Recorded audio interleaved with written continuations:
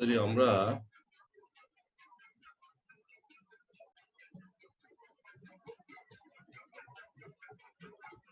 না হাইপোভলিমিক শক, আমরা হাইপোভলিমিক শক নিয়ে কত আমরা এতটুকু পড়ছিলাম। What are the consequence of the shock, এরপর আমরা হাইপোভলিমিক শক দিয়ে আরম্ভ করছিলাম এবং হাইপোভলিমিক শক আমরা কজ বলছি, প্যাথোফিজিওলজি বলছি, এবং হাইপোভলিমিক শকের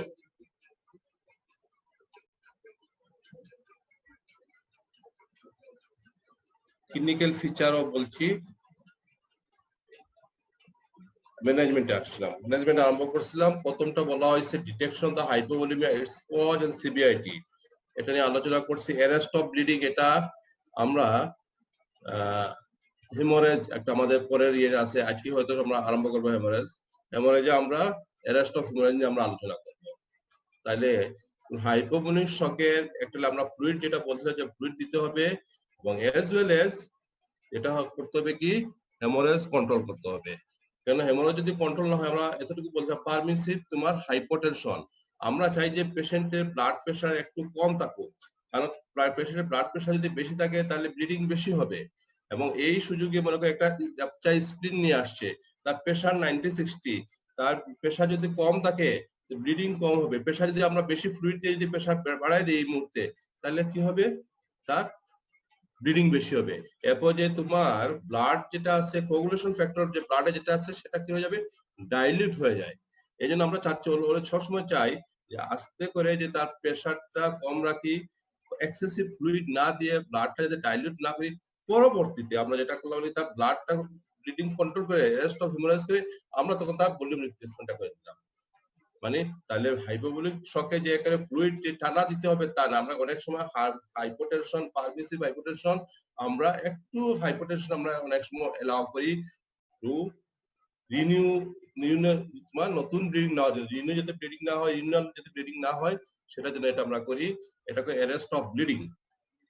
তাহলে অ্যারেস্ট অফ ব্লিডিং এটা ইম্পর্টেন্ট, ডায়াগনোসিস করতে হবে।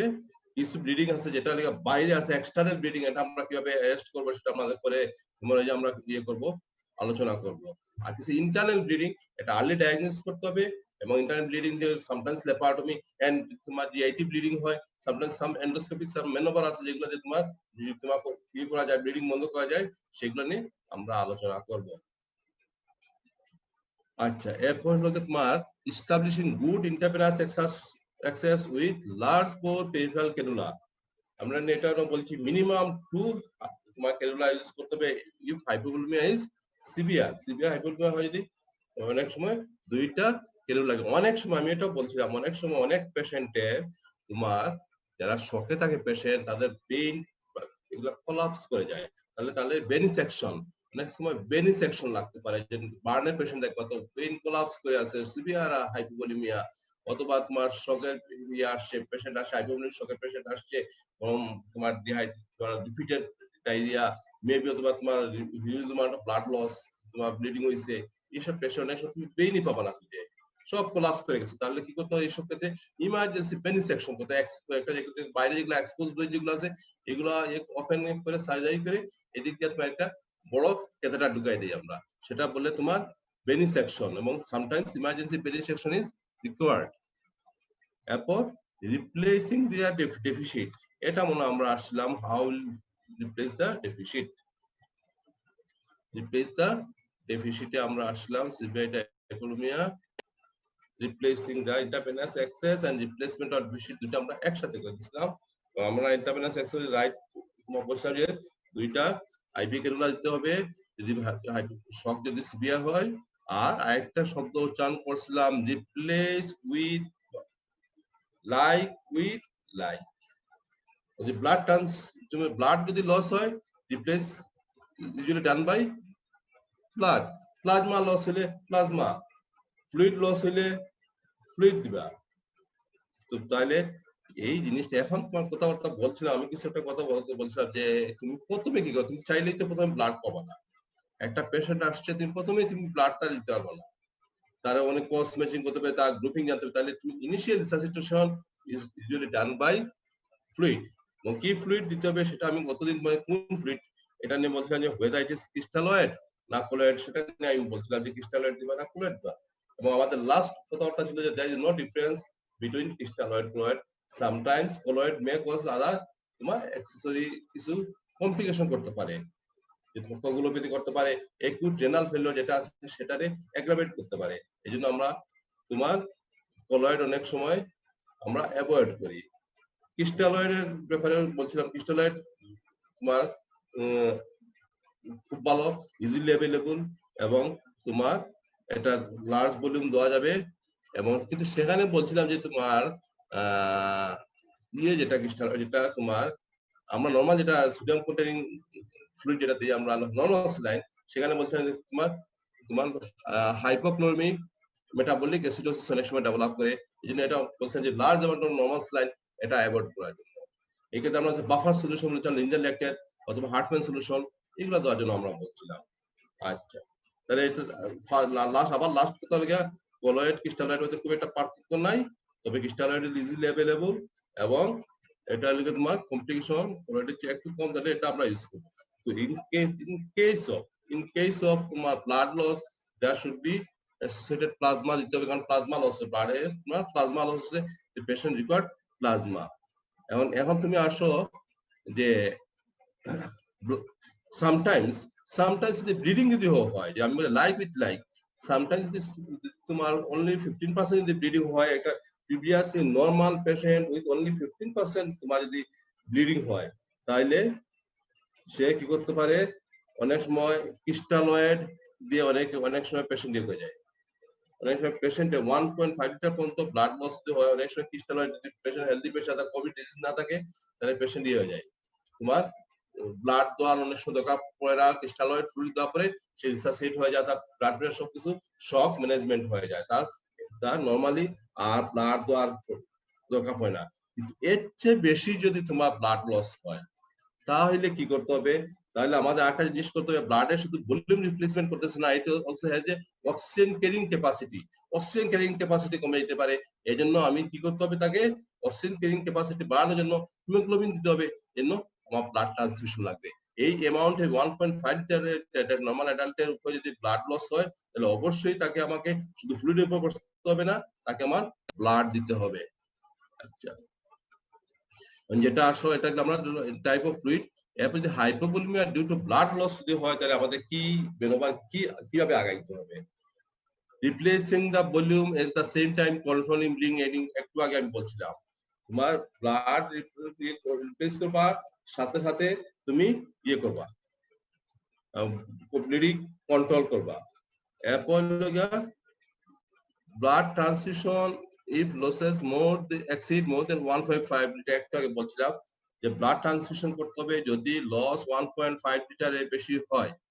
Oxygen by mask and cannula দিতে হবে, তোমার অক্সিজেন দিতে হবে, অক্সিজেনেশন করতে হবে। এবং তুমি আরেকটা জিনিস এটা ইট ইজ যে we are discussing about the shock, hypovolaemic shock, one of the form of ক্লাসিফিকেশনের মধ্যে একটা ফর্ম হলো শকের একটা ক্লাসিফিকেশন, এটা নিয়ে আমরা আলোচনা করতেছি।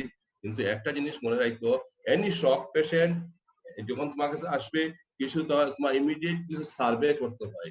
সার্ভে কি করার মধ্যে একটা হলো এয়ারওয়ে এবং ব্রিদিং ঠিক আছে কিনা, এটা তোমার অলওয়েজ ইনিশিয়াল সার্ভেতে মধ্যে যে কোনো পেশেন্টের যদি ট্রমা পেশেন্ট বা শকে আসছে, তোমার ব্লাড লস হয়ে শকে আসে, কিন্তু তার প্রথম সার্ভের মধ্যে একটা আসে যে তোমার ব্রিদিং এবং তোমার তোমার ঠিক আছে কিনা, অক্সিজেনেশন ঠিক আছে কিনা, এটা অবশ্যই দেখতে হবে। এবং শকের patient always manage with oxygen, অক্সিজেনটা মাস্ক দিতে হবে বা ক্যানুলা দিয়ে দিতে হবে। Requesting early coagulation profile, early coagulation profile যেগুলো আছে সেগুলোর জন্য তোমাকে ইয়ে করতে হবে, রিকোয়েস্ট করতে হবে। যদি আর্লি কোঅ্যাগুলেশন প্রোফাইল যেগুলো তোমার দরকার, এগুলো তোমার লিখে দিবে। ব্লাডটা যে ব্লাড তুমি প্রথমে আইভি ক্যানুলা ওপেন করে যে ব্লাড পাঠাও, নরমালি আমরা কিসের জন্য পাঠাই, কিছু ব্লাড ফ্লুইড দেই, এই যে সেম টাইম ফ্লুইড রিসাসিটেশন করি IV cannula, at the same time blood samples are taken for blood grouping and antibody screening, urea করি, ইলেকট্রোলাইট করি, এন্ড সাম হিমাটোলজি করি আমরা, কি haemoglobin, fat cell volume and platelet count. এইগুলো আমরা basic, এগুলো আমরা যখন আইভি গুলো ওপেন করব, ব্লাড ফ্লুইড লাগানোর আগে কিছু ব্লাড আমরা টেনে নিয়ে এগুলো পরীক্ষা করতে পাঠাই দিব।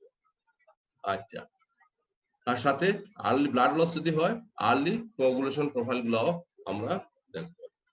Repeating clinical observation and monitoring of the patient. এটা দেখো রিপিটিং, বারবার রিপিটিং ক্লিনিক্যাল অবজারভেশন, তুমি রিসাসিটেশন হচ্ছে কিনা, পেশেন্টের কন্ডিশন। আরো আমি একটা জিনিস তোমাকে বলছিলাম যে একটা hypoglycemic shock যদি আসে, patient may have all component of the shock in this patient. পেশেন্টের অন্য কম্পোনেন্ট শক থাকতে পারে, patient may have cardiogenic shock হতে পারে, patient may have septic shock হতে পারে। তো প্যাথোফিজিওলজি পড়াইছি কেন হাইপোক্লিক শক থেকে কেন সেপটিক শক হতে পারে, পেশেন্টের কার্ডিওজেনিক শক কেন প্যাথোফিজিওলজিতে পড়ছে, কার্ডিয়াক কি কি সমস্যা হয়, এটা ব্লাড টিস্যু হাইপোপারফিউশন হইলে তোমার কার্ডিয়াক কি কি সমস্যা হয়, সেটা প্যাথোফিজিওলজি পড়াইছে তোমাকে। তাহলে এই যে সমস্যা হয় হতে পারে, তাহলে রিপিটেড ক্লিনিক্যাল অবজারভেশন করতে হবে যে ওয়েদার পেশেন্ট ইজ এর তুমি হাইপোভলিমিয়া সেটা কারেকশন হচ্ছে কিনা, অথবা পেশেন্টের অন্যান্য আদার্স যেগুলো আছে কার্ডিয়াক ডিপ্রেশন হচ্ছে কিনা, কার্ডিও ডিপ্রেশন হচ্ছে কিনা, এগুলা তোমার এই clinical observation monitoring of the পেশেন্টের সেটা আর্লি ডায়াগনোসিস করতে হবে বা আর্লি ম্যানেজমেন্ট করতে হবে সেটা। এন্ড আরেকটা কথা আছে রিসাসিটেশন, আমি গতদিন বলছিলাম যে রিসাসিটেশন কি, এবং এন্ড আরেকটা সত্য আছে রিসাসিটেশন কখন আরম্ভ করবা এবং এজ আর্লি এজ পসিবল। যখন তুমি রোগী আসে তখন রিসাসিটেশন আরম্ভ হবে, সাথে ক্লিনিক্যাল অবজারভেশন রিসাসিটেশন সেম, এটা সেম ইয়েতে চলবে। এবং সাথে হইল গিয়া আরেকটা শব্দ আছে, অর্থাৎ এন্ড পয়েন্ট অফ রিসাসিটেশন, একটা টার্ম আছে এন্ড পয়েন্ট অফ রিসাসিটেশন। কোন সময় তোমার রিসাসিটেশন বন্ধ করবে, এন্ড পয়েন্ট কোনটা, এটা তোমার clinical observation monitoring of the patient এটাই বলবে যে তোমার পেশেন্ট ফুল রিসাসিটেটেড আর রিসাসিটেশন দরকার নাই, সেটা বলবে repeated clinical observation and monitoring of the patient, সেটাই বলবে, জন্য এটা খুব ইম্পর্টেন্ট।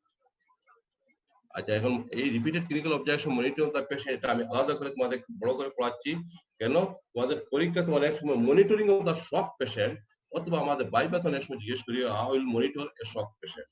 তুমি একটা শক পেশেন্ট কিভাবে মনিটর করবা, এটা অনেক সময় আমরা বাইপাথও জিজ্ঞেস করি, পরীক্ষাতেও থাকে। Monitoring of the hypovolaemic patient, হচ্ছে হাইপোভলিমিক শক পেশেন্ট যেটা, সেটা তুমি কিভাবে ইয়ে করবা। সো এখানে ওয়াই আসেনি, এটা আসে আমার কম্পিউটারের দোষ। আচ্ছা, এবং তোমার একটা জিনিস আসো, বেসিক কিছু জিনিস আছে যে মিনিমাম স্ট্যান্ডার্ড একটা পেশেন্টে, তুমি শকের পেশেন্টে minimum standard for monitoring of the patient কি কি আছে তোমার, একটা heart rate, continuous heart rate মাপতে হবে, ইসিজি এরপর তোমার কার্ডিয়াক তোমার ইয়ে করতে হবে, ইসিজি করতে হবে, পালস অক্সিমেট্রি থাকতে হবে, ব্লাড প্রেসার, ইউরিন আউটপুট, এই চারটা আবার দেখো বেসিক মনিটরিং কি, এখানে হার্ট রেট মাপতে হবে, ব্লাড প্রেসার মাপতে হবে, এরপর অল ইউরিন আউটপুটে পালস অক্সিমেট্রি লাগাইতে হবে, এবং সিপিপি দিয়ে CP central venous pressure measurement করতে হবে। দিস দা আর্লি বেসিক, এগুলো তোমার করতেই হবে, বেসিক মিনিমাম এগুলো তোমার করতে হবে। আরেকটা আছে কোর টেম্পারেচার, অবশ্যই এটা দেখা উচিত, কোর টেম্পারেচার দেখা উচিত, core temperature reflects the body perfusion, অনেক সময় তোমার এগুলো দেখতে হবে, কোর টেম্পারেচার দেখতে হবে। আর এটা হলো বেসিক মনিটরিং।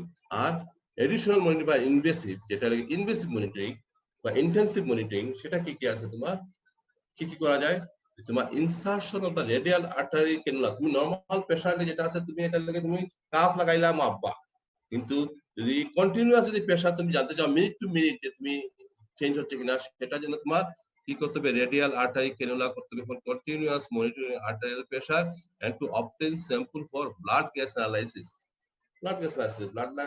আর্টারিয়াল ব্লাড নেই, arterial blood is taken for blood gas analysis, তাহলে blood gas analysis এর arterial blood নেওয়ার জন্য রেডিয়াল আর্টারি তুমি চয়েস করলা। কোর পেরিফেরাল টেম্পারেচার গ্রেডিয়েন্ট, এটা লাগিয়া ইম্পর্টেন্ট একটা জিনিসটা তোমার, কোর পেরিফেরাল টেম্পারেচার গ্রেডিয়েন্ট, এটা লাগিয়া তোমার টেম্পারেচার, তোমার স্কিনের টেম্পারেচার আর টেম্পারেচার সাথে তুমি ইউজফুল এবং নন ইনভেসিভ, এটা তোমার indicator of peripheral perfusion, core peripheral temperature gradient এটা। এরপর হলো তোমার insertion of the pulmonary artery catheter, insertion pulmonary artery floating catheter, allow monitoring of the right atrial pressure, pulmonary artery তোমার ওয়েস্ট প্রেসার, এরপর capillary waist pressure, measurement of the cardiac output, sample for mixed venous oxygenation ও saturation. এটাতে অনেকগুলা জিনিস এখানে এ করা যাচ্ছে, যে তোমার কি কি করা যাচ্ছে। একটা লিগে তোমার monitor right atrial pressure monitor করতেছে, পালমারি ক্যাপিলারি আর্টারি প্রেসার মনিটর করতেছে। পালমারি আর্টারি প্রেসার খুব ইম্পর্টেন্ট, যে তোমার কোন পেশেন্টের যদি কার্ডিওজেনিক শক ডেভেলপ করে, তাহলে তুমি pulmonary always associated with pulmonary hypertension, always is associated with pulmonary hypertension. তাহলে তুমি এই জিনিসটা যে হলে patient suffering from right atrial pressure বেড়ে যায় কার্ডিওজেনিক শকে, তাহলে এই জিনিসগুলো আর বাড়ছে কিনা এগুলো আছে তোমার হয়তো patient suffering from cardiogenic shock, fluid resuscitation করবা, পেশেন্টের ফ্লুইড ওভারলোড হয়েছে কিনা, কারণ হয়তো পালমোনারি হাইপারটেনশন ডেভেলপ করছে কিনা, এইসব জিনিস খুব ইয়েতে জানা যায়। আরেকটা ইম্পর্টেন্ট যে মেজারমেন্ট অফ কার্ডিয়াক আউটপুট, সেটা লাগিয়ে তোমার এর থেকে এই যে ইয়ে থেকে ক্যাথেটার থেকে জানা যায় কতটুকু কার্ডিয়াক আউটপুট মানে কি তোমার কতটুকু এন্ড ডায়াস্টোলিক কতটুকু ভলিউম আসতেছে। আমরা কার্ডিয়াক আউটপুট কি কিভাবে হিসাব করি? Stroke volume into heart rate. Stroke ভলিউমটা কি? End diastolic volume minus end systolic volume.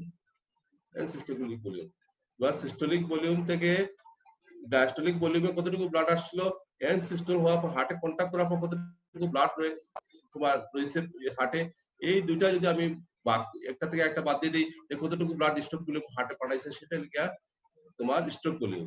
তাহলে এই যে এখান থেকে আমরা তোমার এন্ড ডায়াস্টোলিক ভলিউম যদি আমরা মাপতে পারি, তাহলে এন্ড সিস্টোলিক ভলিউম আমরা মাপতে পারি, তাহলে আমরা কার্ডিয়াক আউটপুট এখান থেকে আমরা বের করে দিতে পারি।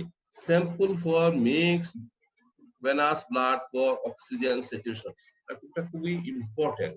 এটা হলে গিয়ে তোমার যে অকাল্ট হাইপোটেনশন একটা টার্ম মনে করছিলাম, বলছিলাম তোমাকে অকাল্ট হাইপোটেনশন অথবা অকাল্ট শক, এটা একটা জিনিস তোমাদের বলছিলাম যে অকাল্ট শকটা কি। অকাল্ট শক মানে লিগা তোমাকে বলছিলাম যে পেশেন্টের বডিতে পারফিউশন, হার্টের, ব্রেইনের এবং কিডনির পারফিউশন মেনটেন করার জন্য বডি কি করতেছে, পেরিফেরি থেকে ব্লাড গুলা নিয়ে আসতেছে সেন্ট্রালে, নিয়ে আসা ফলে করতেছে কি তোমার যে muscle, GIT, skin, it is suffering from কি হাইপোক্সিয়া। এইসব জায়গায় হাইপোক্সিয়া যদি কিন্তু তুমি পেশেন্টে যখন মাপতে যাচ্ছ, যখন প্রেসার দিতে হার্টের পারফিউশন ঠিক আছে, প্রেসার মাপতেছো প্রেসার ঠিক আছে, হার্ট রেট হার্টের পারফিউশন হার্ট রেট ঠিক, মোটামুটি একটা আইডিয়া থাকতে একটা আইডিয়া আছে, কিন্তু তুমি বোঝা যায় না ইউরিন আউটপুট যদি কিডনি পারফিউশন ঠিক আছে, ইউরিন আউটপুট ঠিক আছে, কিন্তু পেশেন্টের যে muscle GIT is also now suffering from the hypoxia, এখনো সাফারিং করতেছে। এটা যদি তাহলে তুমি শকের কোনো সিজার পাইতেছো না, তুমি নরমাল যে করে, কিন্তু পেশেন্ট ইজ সাফারিং ফ্রম শক, এটা অকাল শক। এই অকাল শকের ফলে কি হচ্ছে, তোমার যেহেতু মাসেল এবং স্কিন জিআইটি প্লাস একটা অর্গান পোরশন, তোমার পেরিফেরাল পোরশন, যেটা তোমার ব্লাড পাচ্ছে না, সেই সব জায়গায় তুমি অ্যানারোবিক রেসপিরেশন হচ্ছে, ল্যাকটিক অ্যাসিড তৈরি হচ্ছে, এবং এই জিনিসগুলা অনেকক্ষণ থাকা বলে আমি বলছিলাম যে তোমার রিপারফিউশন ইনজুরি করতেছে। আর আরেকটা করতেছে কি তোমার এটা যখন অনেক 10 থেকে 12 ঘন্টা যদি এরকম তুমি অকাল হাইপোটেনশনে থাকে, পেশেন্টের শরীরে এত মেটাবলাইট তৈরি হবে, এতে পেশেন্ট এরপরে তুমি সেল ডেথ হয়ে যাবে, পেরিফেরাল সেল ডেথ হয়ে যাবে, টিস্যুর সেল ইনজুরি হয়ে যাবে, এবং আলটিমেটলি পেশেন্টকে পরবর্তীতে তুমি আর শকে রিসাসিটেট করতে পারবে না। তাহলে অকাল্ট হাইপোটেনশন সেটা মেজারমেন্টের জন্য যে আমরা মেজারমেন্ট করা উচিত, যে আমরা শক অনলি নট অনলি বা রিসাসিটেশন, যে এন্ড পয়েন্ট অফ রিসাসিটেশন আমি আগে একবার বলছিলাম, এন্ড পয়েন্ট অফ কোন জায়গায় গিয়ে আমি শেষ করবো রিসাসিটেশন, সেটা আমাকে বলবে sample for mix venous oxygen saturation. আমি গ্লোবাল হাইপো শরীরে সব জায়গায় পারফিউশন এডুকেট হয়েছে কিনা সেটা আমি বলতে পারবো।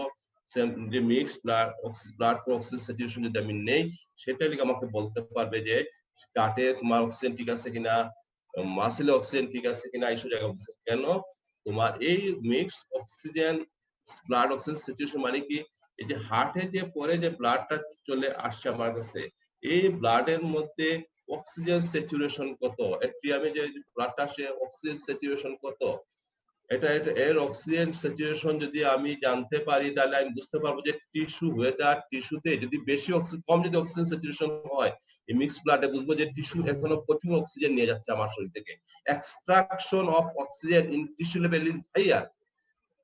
Extraction of oxygen is tissue level. Tissue লেভেলে যে ব্লাডটা গেছে সেখান থেকে প্রচুর পরিমাণ অক্সিজেন টিস্যু টাইনা, সেখানে টিস্যু অক্সিজেন পাচ্ছে না, সেটাই না অক্সিজেন টেনে নিয়ে যাচ্ছে। আর যদি এটা নরমালি এটা 50 to 70 হয়, এখন যদি আমাদের 50 পাই, এখানে বুঝতে হবে যে টিস্যু লেভেলে যে অক্সিজেন গেছে সেখানে অক্সিজেনটা টিস্যু টেনে নিয়ে গেছে, কারণ tissue is suffering from hypoxia. তাইলে মিক্সড অক্সিজেন, এবং এটা কিন্তু আরেকটা যেটা প্যারাডক্স হলো কি, ইন হাইপোভলিমিক শকে কিন্তু মিক্সড প্যারাস অক্সিজেন যেটা আছে সেটা ইউজুয়ালি এটা বেশি থাকে, ইট ইজ অ্যারাউন্ড 70% থাকে। কারণ মিক্স যেহেতু হাইপোভলিমিক শকে তোমার সেপ্টিক শকে তোমার মিক্সড ভেনাস অক্সিজেন স্যাচুরেশন বেশি থাকে, হাইপোভলিমিক শকে কম থাকে। কেন সেপ্টিক শকে বেশি থাকে? সেপ্টিক শকে তোমার যে টিস্যু যেগুলো আছে এটা লেগে তোমার হয়ে যায়, এটা মেল ফাংশন হয়, যেটা অক্সিজেন নেওয়ার পরে সেই অক্সিজেনটা তারা করতে পারে না, ওই যে এটাকে ইউজ করতে পারে না টিস্যু। আর আরো কিছু কজ আছে, পি ক্যাপিলারি যে স্প্রিংটা যেগুলো সেগুলো রিল্যাক্স হয়ে যায়, এগুলো বিভিন্ন কারণে শান্টিং অফ ব্লাড হয়ে যায়, এইসব কারণে তোমার সেপ্টিক শকে মিক্স ভেনাস অক্সিজেনেশন একটু বেশি থাকে, হাইপোভলিমিক শকে কম থাকে। এবং এটা দেখে আমরা অনেক সময় ওয়েদার পেশেন্ট সাফারিং কোন টাইপের শকে করতেছে, টিস্যু পারফিউশন, হাইপোভলিমিক শকে টিস্যু পারফিউশন এডিকুয়েট হচ্ছে কিনা, এখন অকাল্ট হাইপোটেনশন আছে, এগুলো আমরা ডায়াগনোসিস করতে পারি। তাহলে very important, mix venous oxygen saturation এগুলা খুব কঠিন হয়ে যাচ্ছে তোমাদের কাছে, খুবই কঠিন হয়ে যাচ্ছে মনে হচ্ছে। এনিহাউ, তো যতটুকু মিক্স ভেনাস অক্সিজেন এত সব বলার পরে একটা অন্তত জানতে পারলা তো, mix venous oxygen saturation one of the tool for monitoring of the তোমার হাইপোভলিমিক শক। দেখি কতজন আসছো তোমরা, যতক্ষণ চিল্লাচিল্লি করতেছে, মানুষ যদি 30 জন হয় তাহলে চিল্লাচিল্লি লাভ নেই। কতজন আসছো রে? কতজন? 62। 64, তাহলে কম তো হলো। আচ্ছা, এখন আমরা আবার আসি ওই শেয়ারিং।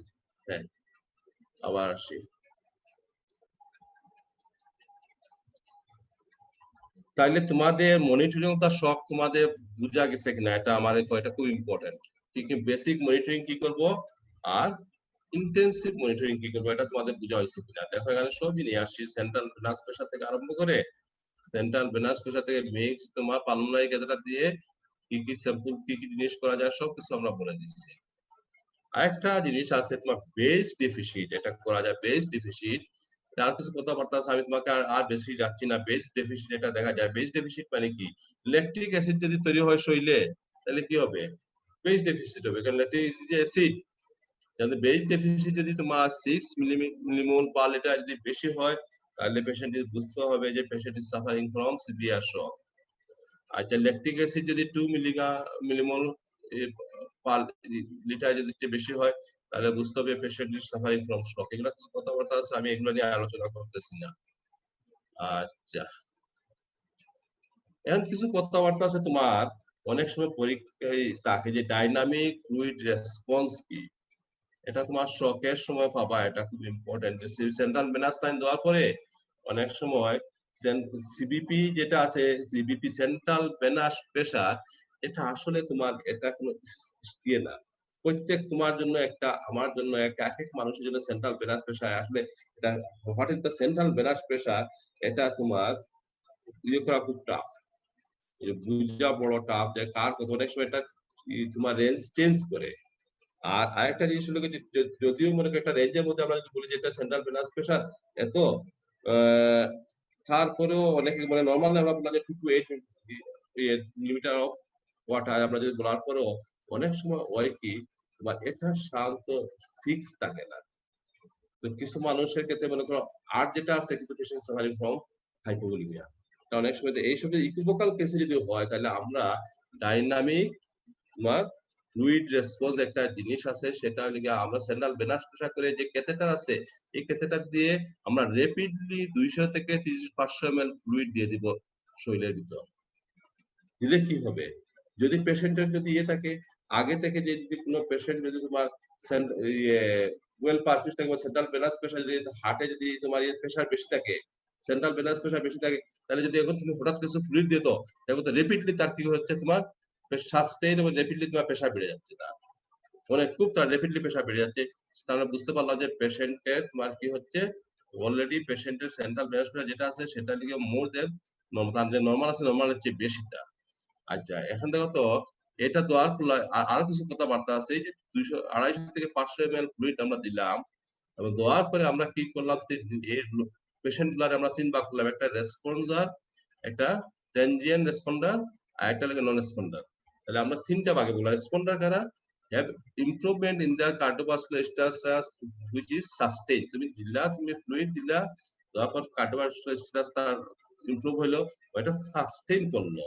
এটা এই পেশেন্ট গুলো বুঝতে হবে they are not actively losing fluid but require fluid in normal volume status. সেই পেশেন্ট গুলা এখন অ্যাক্টিভ, তাহলে তুমি দিচ্ছ, তারপর সে রেসপন্স করছে, এটা সাস্টেইন আছে। সাস্টেইন বুঝতে হবে তাদের বেশি ফ্লুইড লস হচ্ছে না, এবং তার হয়তো ফ্লুইড আরো দিতে হবে, সে ডেফিসিট আছে, কিন্তু সে এখন অনগোয়িং ফ্লুইড লস হচ্ছে না। ট্রানজিয়েন্ট রেসপন্স কি, তুমি এই পেশেন্টে দিলা, যাওয়ার পর সে রেসপন্স করলো, কিন্তু এটা বেশিক্ষণ না, এটা লেগে তোমার 15 থেকে 20 মিনিট, আবার এটা নিচে চলে আসতেছে, আবার তোমার কি করতেছে, সেন্ট্রাল সিপিপি আবার কমে আসছে। তাহলে তাদের বুঝতে হবে এই পেশেন্টের মডারেট অনগোয়িং ফ্লুইড লস হচ্ছে, মানে অনগোয়িং ব্লাড লস হচ্ছে, বা যেভাবে হোক তার ফ্লুইড লস হচ্ছে পেশেন্টের। এবং অথবা ওই যে further fluid shifting to reducing, যে ফ্লুইড শিফট হচ্ছে, তার স্পেসে ফ্লুইড শিফট হচ্ছে, বা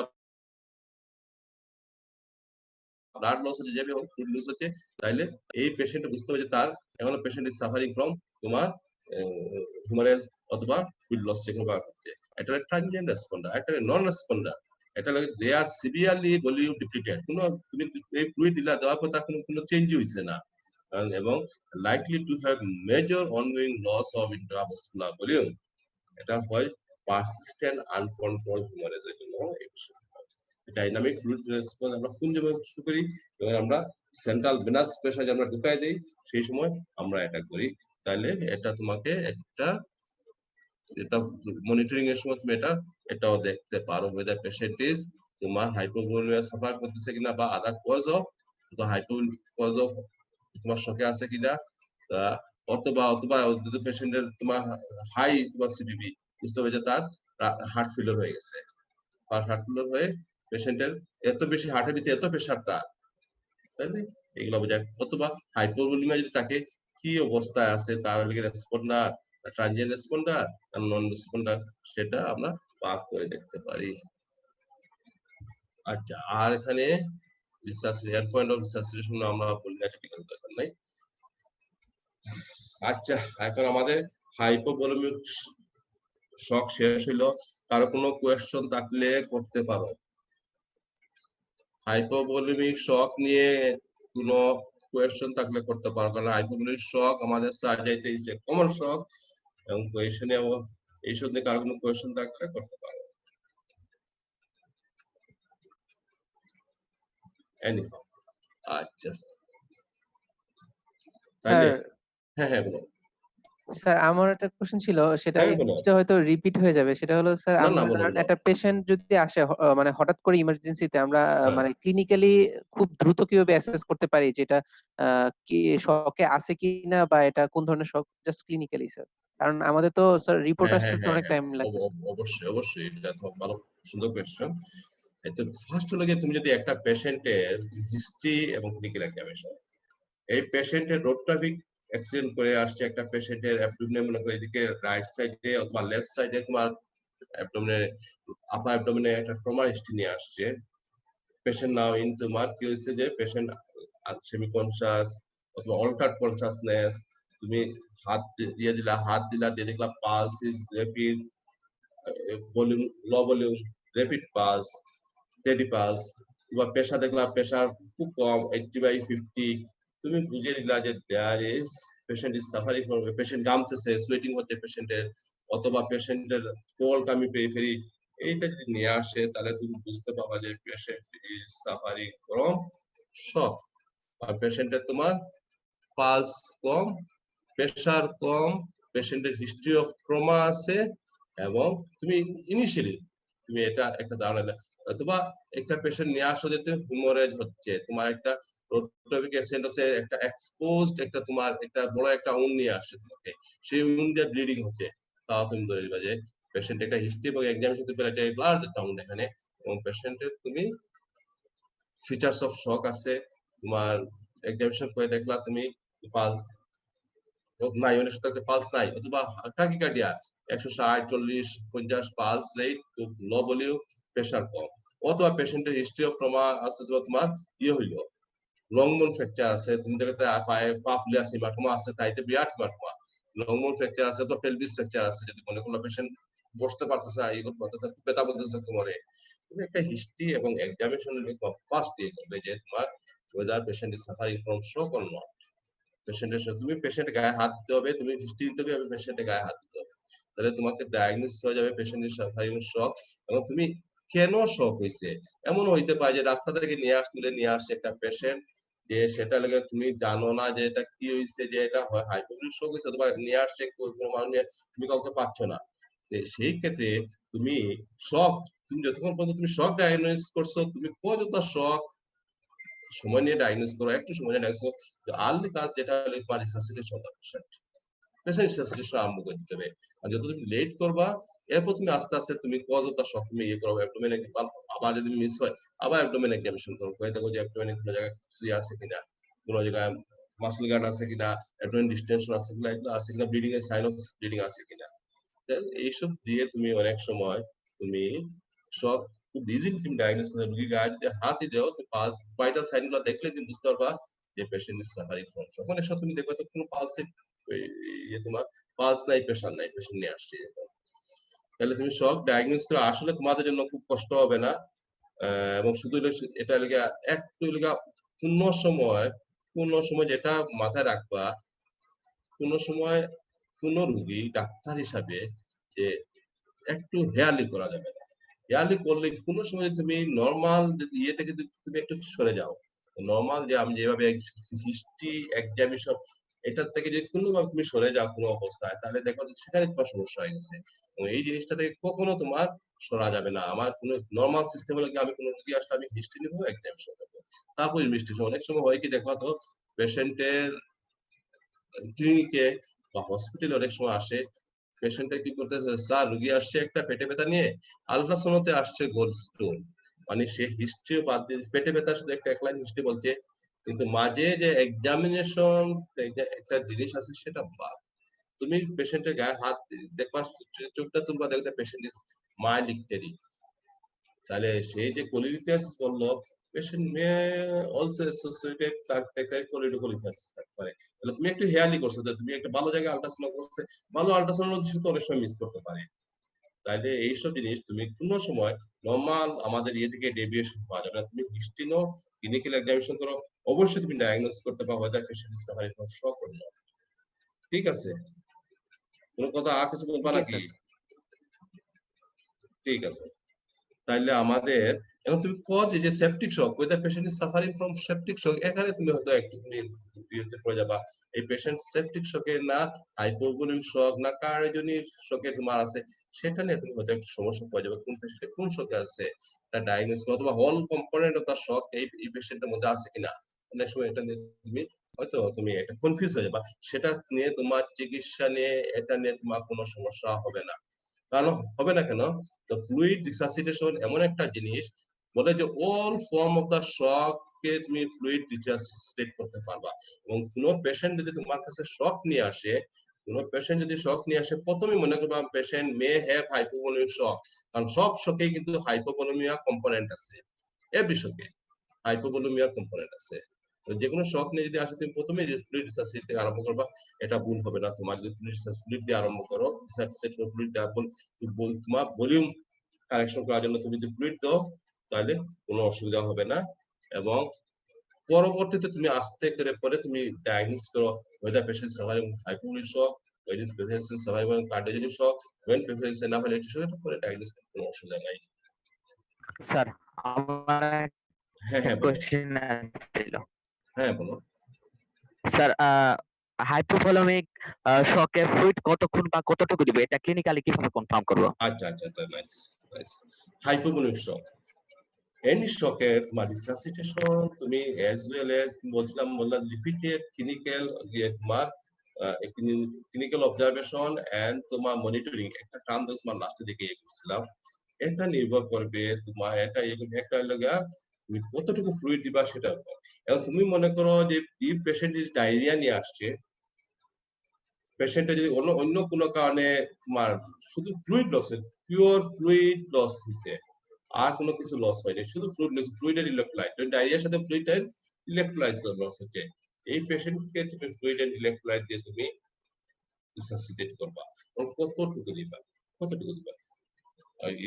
এই পেশেন্টের নিয়ে আসে টাইগার্ডিয়া নিয়ে আসছে, পেশেন্টের লো ইউরিন আউটপুট নিয়ে আসছে, এই পেশেন্টের লো ব্লাড প্রেশার নিয়ে আসছে, তুমি ফ্লুইড দিলা 2 লিটার রানিং ফ্লুইড দিলা, দেওয়ার পর দেখলা যে পালস কমে আসছে, ব্লাড প্রেশার বেড়ে গেছে এবং ইউরিন আউটপুট আরম্ভ হয়েছে।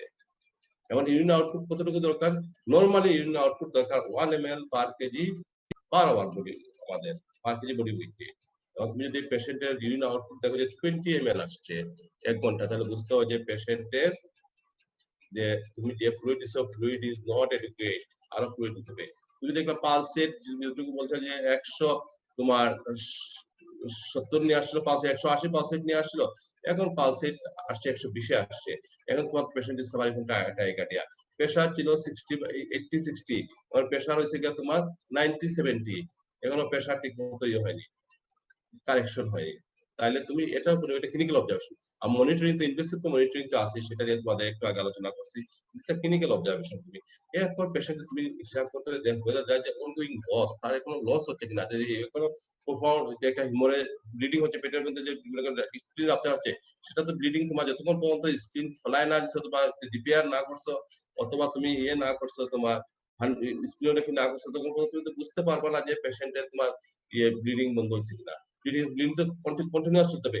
লিভার থেকে ইনজুরি হইছে, ব্লিডিং হইতেছে, সেই ক্ষেত্রে তুমি যতক্ষণ পর্যন্ত লিভার রিপেয়ার না করছো, তুমি ততক্ষণ পর্যন্ত তাতে ব্লিডিং বন্ধ হবে না।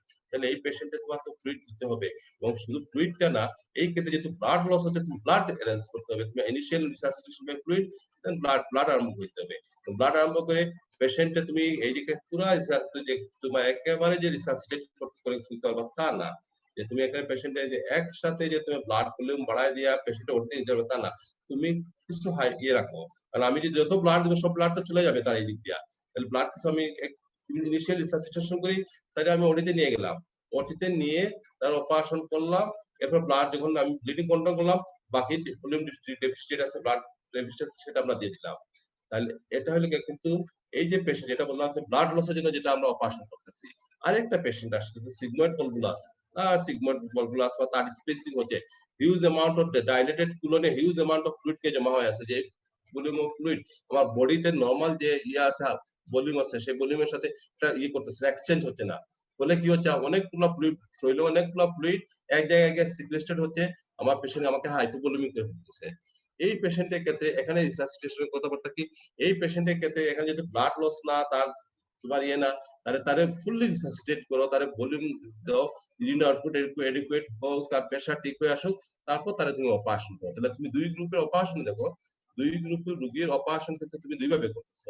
ব্লাড যেটা লস হচ্ছে কন্টিনিউয়াস, যেটা ব্লাড লস হচ্ছে, তারে কিন্তু তুমি পুরো ব্লাড দিচ্ছ না, তার ভলিউম লস থাকা অবস্থায় তারে অপারেশন করতেছো, ব্লাড ভেসেল আটকায় রাখছো, অথবা লিভার তুমি করে দিচ্ছো, রিপেয়ার করার পর তারপর তুমি বাকি ফ্লুইড দিচ্ছ। আর এটা তোমার ভলভুলাসের পেশেন্টটা তুমি কি করতেছো, তুমি পুরো রিসাসিটেট করতেছো, রিসাসিটেট করে নিয়ে তারপর, কারণ তাহলে তো ফ্লুইড দিলে ফ্লুইড আই দিতে আর এত তো তাড়াতাড়ি লস হবে না, তাহলে তুমি তার পুরো রিসাসিটেট করে তারপর তুমি অপারেশন করতেছো।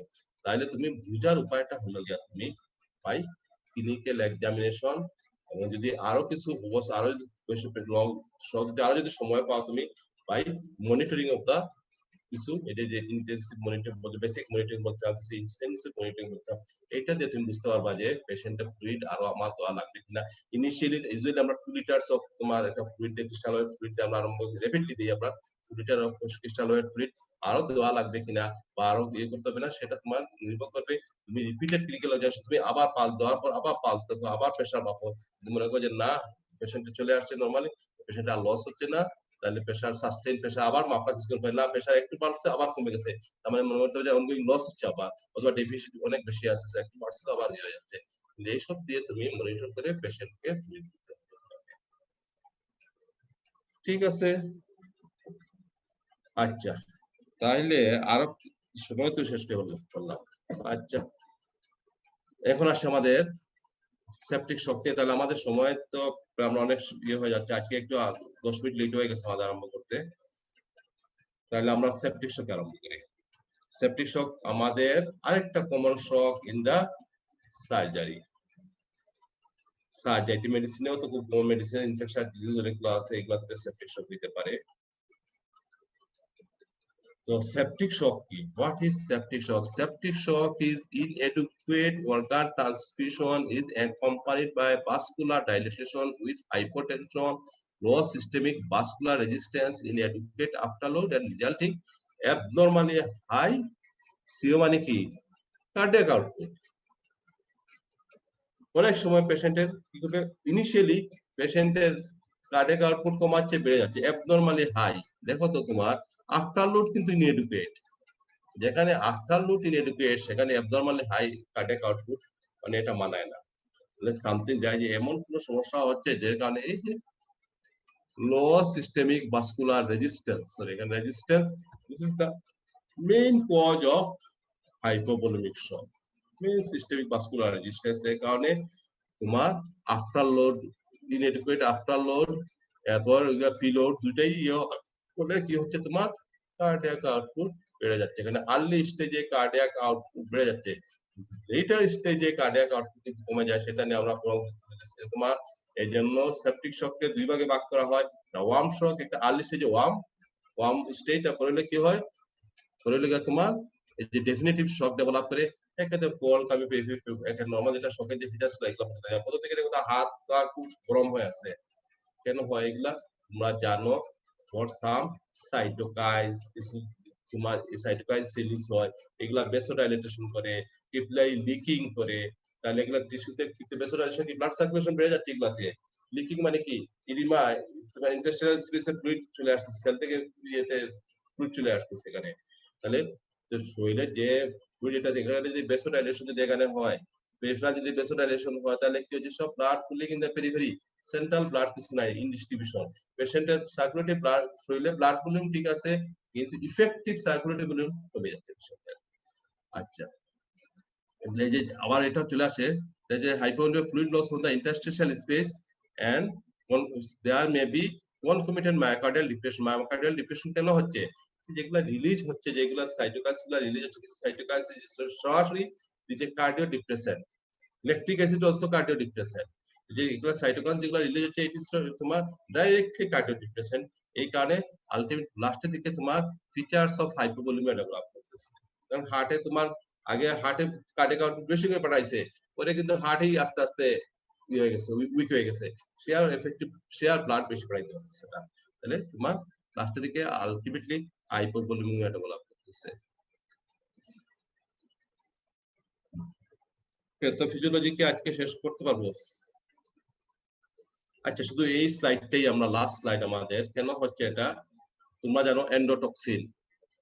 এন্ডোটক্সিন কি ব্যাকটেরিয়াল সেল ওয়াল, এটা লাইপোপলিস্যাকারাইড গ্রাম নেগেটিভ ব্যাকটেরিয়া থাকে। তোমরা কি মনে করো শুধু gram negative bacteria septic shock করে?